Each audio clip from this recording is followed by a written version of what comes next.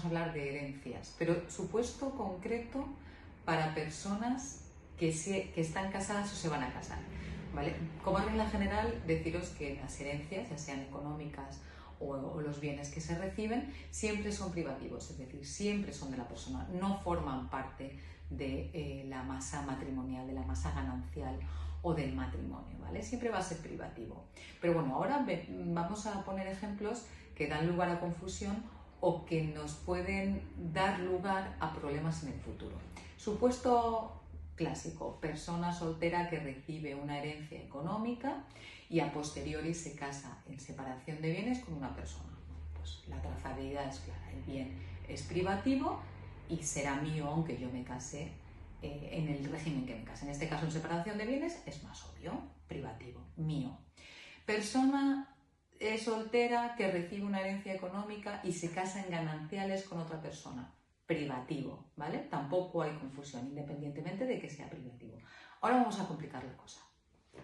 La persona soltera que se casa en separación de bienes y compra con el dinero de la herencia un bien para vivir con su pareja, con su marido, con su mujer, ¿ese bien que se compra es privativo o es del matrimonio?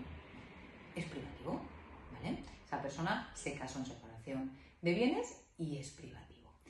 Ahora bien, persona soltera que se casa en gananciales y compra una vivienda para la familia, o sea, para el matrimonio, bueno, como viene de un bien privativo, va a ser privativa su parte.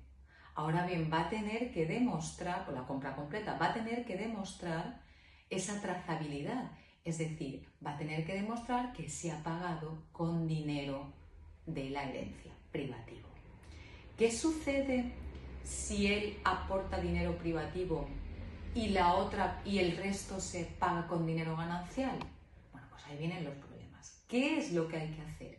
En la escritura de compra-venta dejar claro la procedencia del dinero.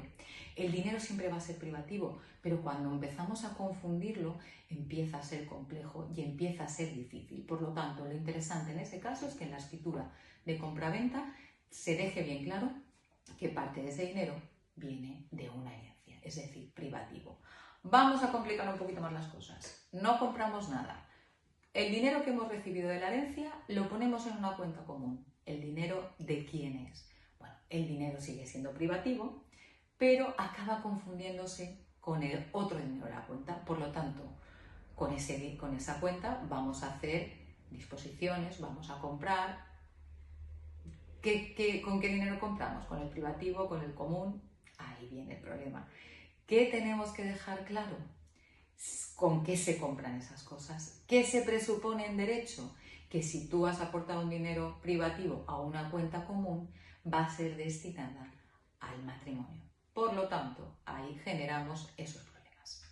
Así que, bueno, creo que la tónica general o la conclusión que tenemos que tener es que los bienes que heredamos son privativos. El destino lo que hagamos con esos bienes privativos determinará si son solamente nuestros o son del matrimonio, independientemente del régimen en el que se esté casado.